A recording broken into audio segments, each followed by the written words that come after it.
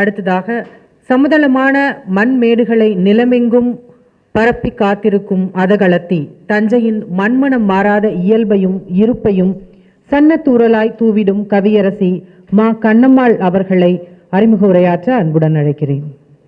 இந்த மூன்று கலவைக்கும் இடையில் கொஞ்சம் கவிதையை வாசிப்பதற்கான ஒரு தேடலும் இருக்கின்றது. அதற்கான பொழுதாக இதை நான் பார்க்க விரும்புகின்றேன். பிரான்ஸ் நாட்டில் கத்தாகோம்ப்னு ஒரு இடம் இருக்கு. அங்கே எழுத்தாளர் சாரு நிவேதிதா அவங்களுடைய நண்பரோட சேர்ந்து போகிறாங்க. அந்த இடத்தோட சிறப்பு என்ன, ஏன் நான் போய் பார்க்கணும் அப்படின்னோன்னு கேட்குறாங்க. இல்லை நான் போகணும், அழைச்சிட்டு போகணும்னு சொல்லி 2 பேரும் போகிறாங்க. மிக நீண்ட படிகள், ஆழமான உள்ளிருப்புகள். உள்ளுக்குள்ளே போய்கிட்டே இருக்கும்போது ஒரு பெரிய மகா சமுத்திரமே எலும்புகளால் சூழப்பட்டது மாதிரி இருக்கு. ஒரு மனித உடலின் பிறப்பு என்பது, பிறப்பின் கடைசி விடுதலை என்னன்னா அந்த எலும்பு அப்படிங்கிற ஒரு அர்த்தமானது அதை படிக்கும்போது நமக்கு தெரிய வரும். என் அம்மை காரைக்கால் அம்மையும் எலும்புருவாக அதைத்தான் நமக்கு உணர்த்தி சென்றாள்.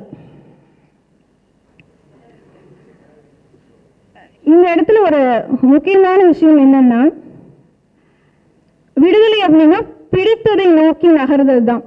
அது என்னவாக வேண்டுமானாலும் இருக்கலாம். இயங்குதலுக்கான ஒரு இடம்னு கூட சொல்லலாம்.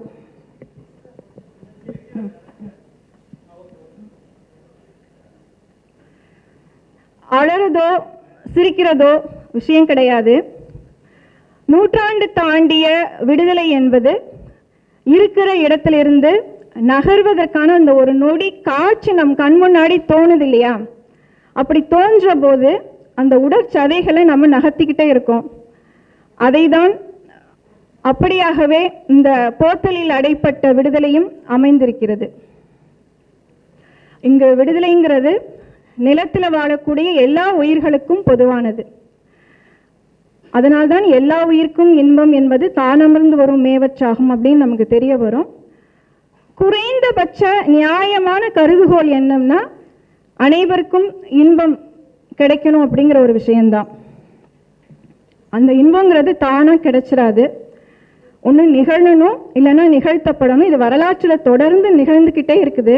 ஒரு கலையை எடுத்துக்கிட்டோம்னா அது பெரிய ஒரு மாயையா போர்த்தப்பட்டக்கூடிய ஒரு சூழல் மாதிரி மாறி அர்த்தப்படுதலும் வெளிப்படுதலும் இப்போ ரொம்ப இயல்பா மாறிடுச்சு. அதுக்கு 2 பேர் சொன்னாங்க, கற்பனார்த்தம், யதார்த்தம். இந்த யதார்த்தத்தை நோக்கி தான் கவிஞர் தேவசிம்மாவினுடைய கவிதைகள் பயணிக்கின்றன என்று பார்க்க முடியும். அவங்க ஒரு காட்சியா ஆயத்தப்படுத்திக்கிட்டே போறாங்க. அந்த அடிப்படையில் இந்த தொகுப்பு முழுவதும் நான் நீ என்ற தன்மை முன்னிலை கூற்றை அதிகமாக பயன்படுத்தியிருக்கிறாங்க. அதன் அடிப்படையில் அமைந்த சில கவிதைகளை பற்றிய ஒரு பார்வையினை நான் உங்கள் முன்னாடி வைக்கிறேன். ஒரு தலைப்பு சொல்றாங்க, வாய் கொள்ளும் அளவு. எறும்பொன்று என்னை சுருக்கு சுருக்கென்று கடித்து கொண்டிருக்கிறது. கடித்தெடுத்து துளி துளியாய் எங்கோ கொண்டு சேமித்து வைக்கிறது. அநேகமாக அதன் புற்றுக்குள் இப்போது என்னை போன்ற நான் இருக்கலாம். இதுல 2 விஷயம் பார்க்கலாம். எறும்புங்கிறது நான், சுருக்கு சுருக்கென்று கடிக்கிறது என் உடல் அல்லது என் உழைப்பு. ஆனா புற்றுக்குள்ள இருக்கிறது, புற்றுக்குள்ள உள்ளார போய் இருக்கிறது நானாகத்தான் இருக்கிறேன்னு சொல்றாங்க. எதுவுமே வாய் கொள்ளும் அளவுதான் விஷயம் அப்படிங்கிறது செய்தி தான். இதுல ஒரு பெரும் கோப்பை அளவு நீங்க தண்ணீரை திருப்தியா குடிச்ச ஒரு மகிழ்ச்சியை உலகத்தினுடைய எந்த சுவையான பானமும் தர முடியாதுங்கிற ஒரு செய்தியை உலக புகழ்பெற்ற கட்டுரைகள் என்ற நூல்ல தமிழ்ல இஸ்ரா குறிப்பிடுறாங்க. அதோடு இது பொருத்தப்பாடுடையதா இருக்கிறது. அப்புறம் இன்னொரு செய்தி, இங்க எல்லாவற்றையும் மிடராகவே அருந்தி கடக்க வேண்டும் என்கிற ஒரு செய்தி. இப்ப நம்ம இருக்கக்கூடிய இடத்துலையும் நாம் இல்லாத இடத்துலையும் இந்த மனித உடல்கள் என்ன செய்யணும், நம்ம பத்தி பேசிக்கிட்டே இருக்கோம். எதுக்கு பேசுறாங்கன்னே தெரியாது. அதை 3 பேசு பொருள்களா பிரிச்சிருக்காங்க. அதை தாண்டினது இல்லை அப்படின்னு தான் சொல்ல முடியும். ஒன்று உன்னை குறித்து, இரண்டாவது உன்னை குறித்து அல்லாமல், மூன்றாவது உன்னை தவிர்த்து. நம்ம யோசிச்சு பார்த்தோம்னா இந்த 3க்குள்ளரையும் நம்ம பொருத்தி போவோம்.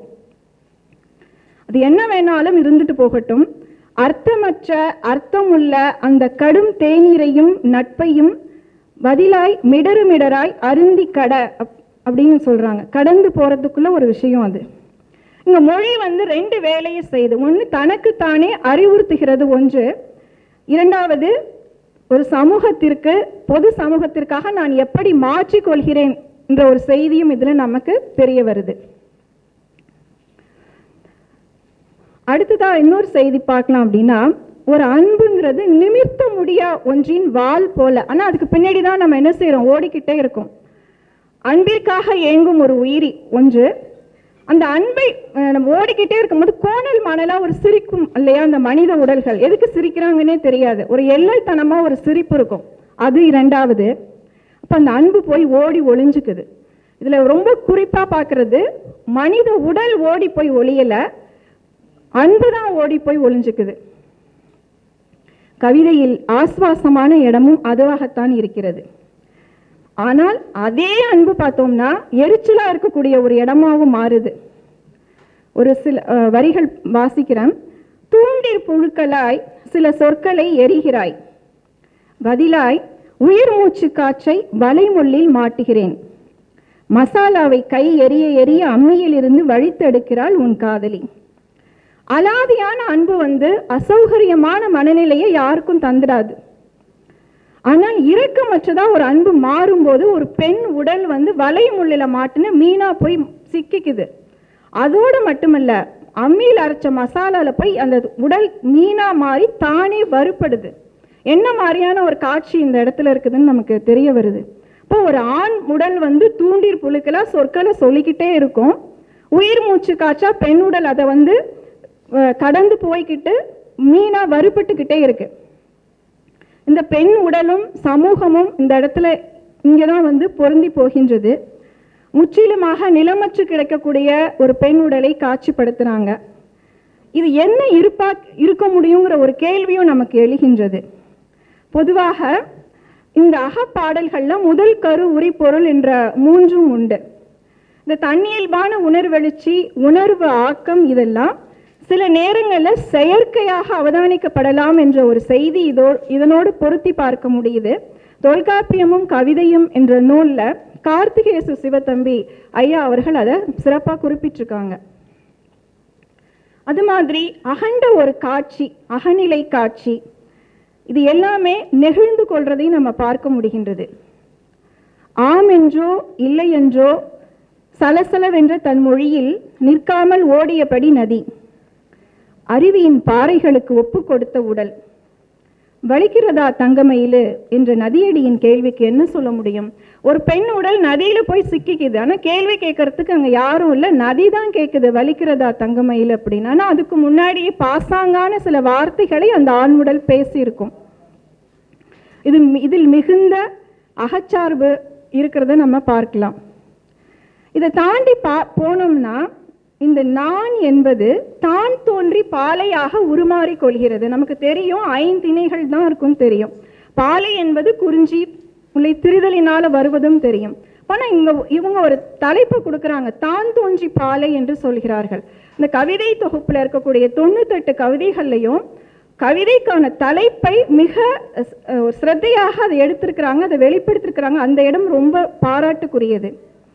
பாலை எப்படி தானா உருமாறுகிறது, தான் தோன்றி பாலையா உருமாறுகிறதுன்னு பார்த்தா, நெறித்த புருவங்களை நீவி விட்டு கேள்விகளை கலற்றி போட்டு சாயத்தோள் தந்து நெற்றி முத்தமிட்டு நான் இருக்கிறேன் என சொல்ல நீயும் இல்லை யாரும் இல்லை, நானே சொல்லிக் கொண்டேன் தேற்றியும் கொள்வேன்.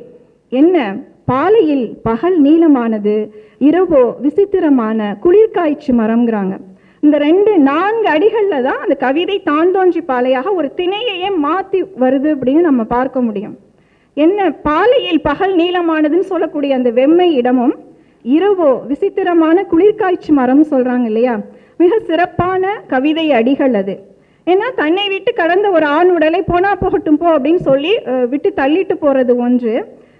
அப்புறம் அந்த குளிர் வெம்மையை அவங்களுக்கு ஒன்றும் பாதிக்கலைங்கிறது ரெண்டாவது. வாழ்வியல் சார்ந்து இருக்கக்கூடிய திணை சார்ந்த புரிதல்களை கடக்கக்கூடிய இடம் இது மாதிரியெல்லாம் இருக்கும்போது தொல்காப்பியரினுடைய திணை கோட்பாட்டோடு இந்த கவிதையடிகளை நம்ம பொருத்தி பார்க்க முடிகிறது.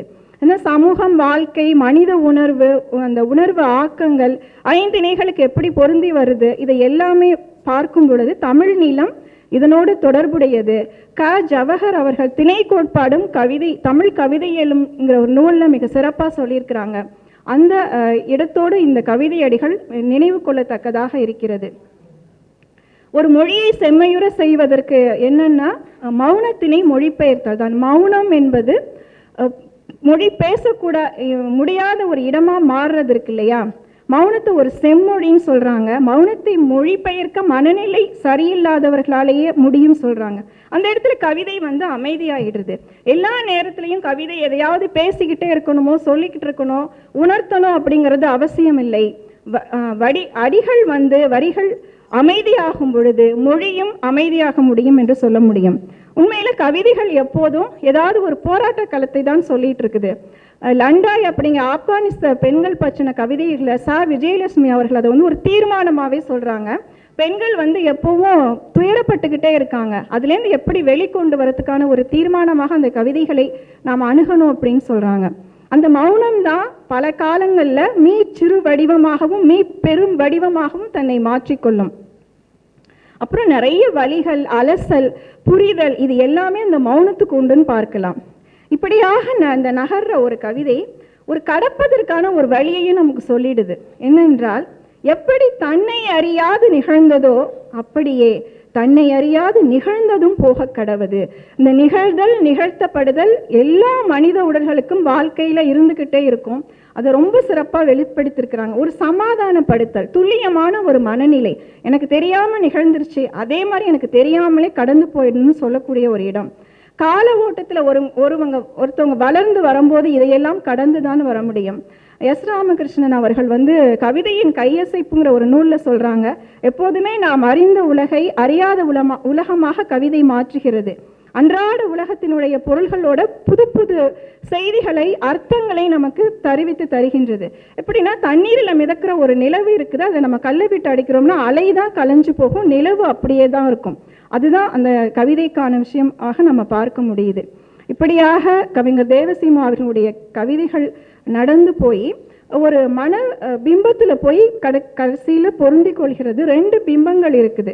உருவாகும் உள்ளம், மனித மனங்கள். இதில் தமிழில் ஆயிசார் இரான் நடராஜன் சொல்லக்கூடிய அந்த செய்திகளோடு மனித மனத்தினுடைய இரு பிம்பங்கள் அப்படியே அந்த ஒளி பிம்பங்களின் வழியாக பார்த்து கொஞ்சம் கொஞ்சமாக நகர்ந்து ஒரு புரிதலான ஒரு நிலைக்கு வருகின்றது.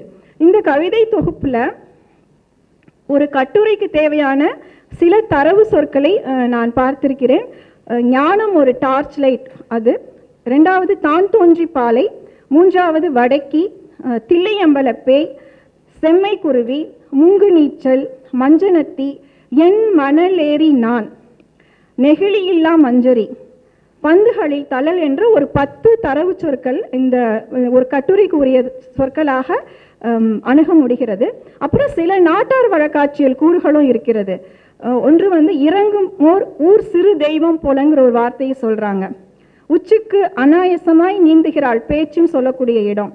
மூன்றாவது, காக்காய்களுக்கே அறுத்தெறிந்து இருக்கலாம் இவர்களின் அம்மா தாக்களும் அப்பா தாக்களும் சொல்லக்கூடிய அந்த அடிகள். இலை உதிர்த்த வேம்பு, எரி கொச்சவைக்கு மழைதான் காலம் இப்போது.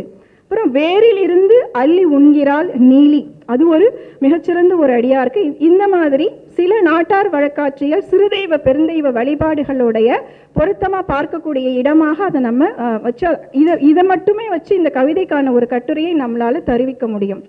இப்படியாக இந்த கவிதையில், ஏன்னா ஒரு கவிதையின் மொழி 3 வேலையை செய்யணும். ஒன்று பங்கேற்க வைக்கணும், இன்னொன்று தொடர்பு படுத்தணும், மூன்றாவது அறிவித்தலை செய்யணும். இந்த 3 வேலையும் நம்ம வாசிச்சோம்னா செய்யணும். அதுபோல இந்த 3ஐயும் ஒரு வாசிப்பு அனுபவத்தை இந்த கவிதை தொகுப்பு நமக்கு தருகின்றது. கவிஞர் தேவசீமா அவர்கள் தன்னுடைய மொழியில எந்த சமரசமும் செய்துக்கல, அவங்க அதுக்கு இடம் கொடுக்கல. அதனாலேயே தவளை கல்லாக நீயே எரியப்பட்டாலும் நீந்தாதிருக்கட்டும் மனக்குலம் என்று அவர்களால் சொல்ல முடிந்தது. நன்றி. போத்தலில் அடைபட்ட விடுதலை பேசும் போராட்டங்களை, பெண் இயல்பை ஒரு ஆய்வுத்தன்மையோடு அணுகி இங்கு உரையாற்றி சென்ற கண்ணம்மாள் அவர்களுக்கு நன்றி.